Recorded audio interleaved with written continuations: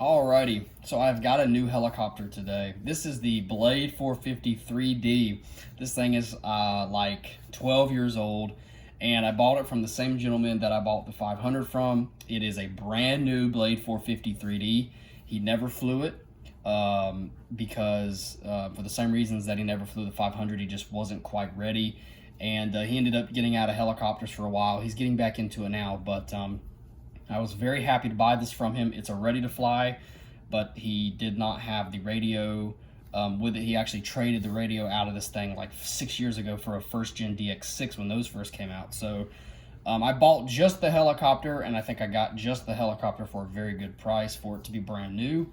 And yeah, let's go ahead and take a look at this thing. You're probably very familiar with the Blade 450 3Ds because they are extremely popular back in the day.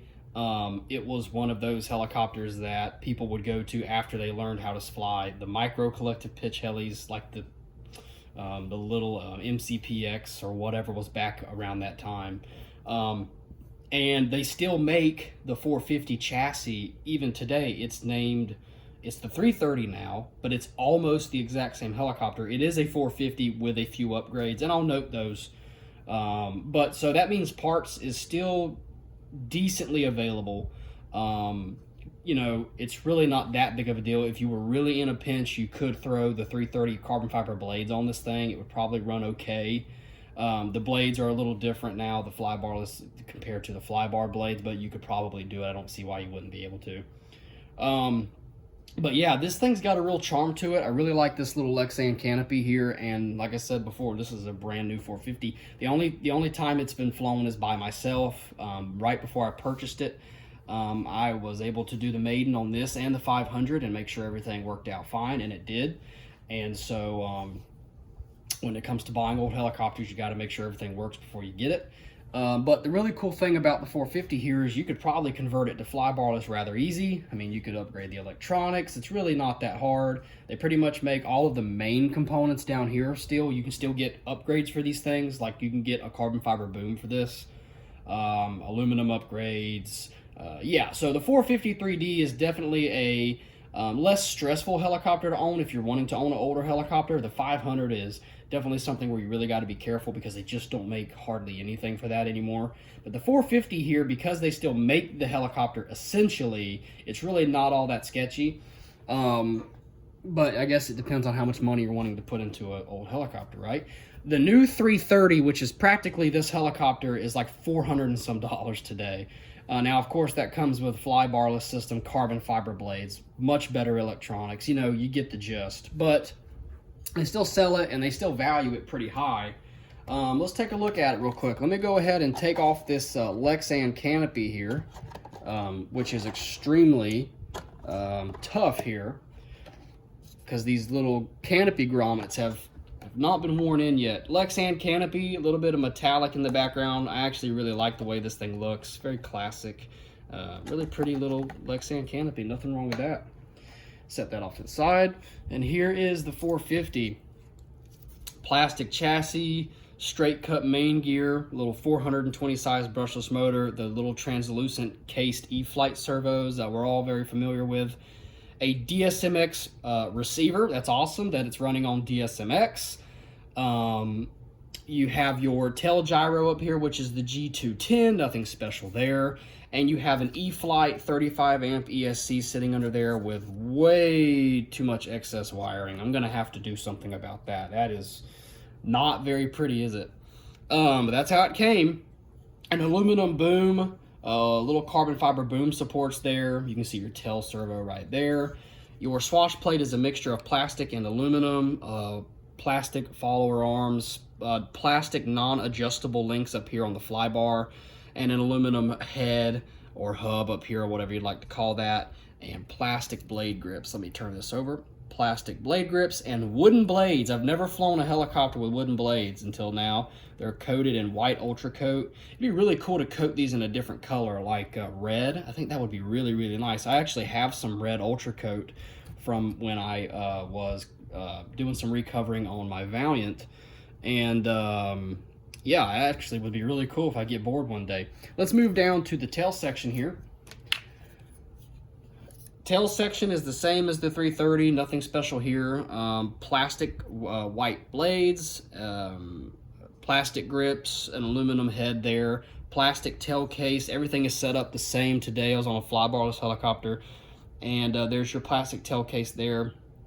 And let's go on this side here. You see the zip tie work is actually pretty good on this helicopter.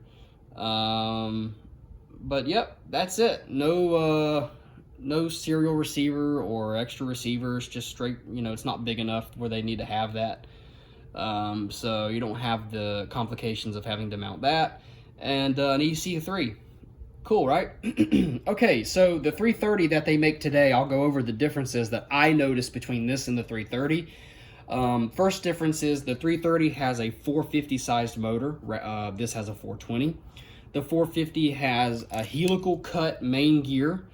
This has a straight cut main gear, and this is noisy. This is a loud little helicopter, and I think a lot of that's because that straight cut gear. Then of course at the top here, it is a flybarless setup. This is flybarred, but the swash and all of this down here is the exact same. It's just from here up, you lose all of this, and it's a flybarless head system with carbon fiber blades. This has wooden. Same chassis, same sled, everything is the same. Everything down here is the same. They did put a little bit longer plastic lip up here so that their 6250 would have a better mounting position. But that doesn't matter. If you needed to buy a new frame, I don't see why that frame wouldn't fit into this.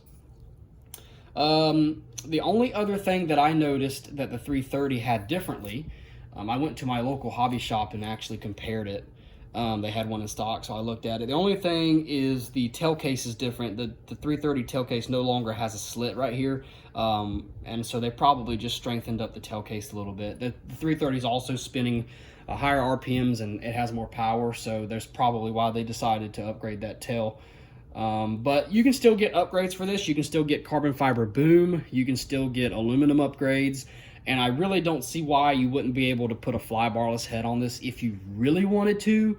But at that point, just go and buy a 330, So that's not what I want to do with this thing. I like it the way it is. I like it because it is flybarred and it's an older, blade helicopter. And it flies really, really good. I've flown it multiple times. Done some light 3D with it. I really don't have any complaints. It's just very noisy. And of course, it's not as smooth and it's not as nice as a flybarless system. That's to be expected. When you're choosing batteries for this thing, it runs off of a 3S2200. I went out and I purchased a 3S2200 50C, and this is too long. This will not fit in there. The battery compartment is extremely tight and finicky. You have to have a very short, kind of stubby 3S2200. So then I went back out and bought a 3S2200 30C. The differences between the 30C and the 50C in length is actually pretty notable. Let me line them up here. So yeah, there you go. And the E-flite battery that came with this helicopter is even shorter than this. So if you really want to mount it with the least amount of drama, probably just get the same battery that came with it, or around the exact same specs. The smart pack, because I have all smart batteries pretty much. So it's attractive to me to get these because I have smart chargers, but this will fit in there. Just, you have to really be cautious about your wiring, and you have to have it all figured out. But anyway, I'll go through and put some tri-flow on the main shaft here, make sure everything is good, re-zip tie everything with black zip ties. Since these white zip ties you can see a lot easier, I did that with my 500. And yeah, that's it. If you have any questions about the Blade 450 3D, leave a comment, and I will put a video up, as well as the 500 sometime or another. I'll do a flight video. But this will probably be the last time you see this guy. He'll be sitting in my little RC helicopter collection, and I'll take it out and fly it, once in a blue moon, I guess. I'm not going to get flown very much. Neither this or the 500 will. Just really nice to have. So yeah, any questions, leave a comment. Thanks for watching.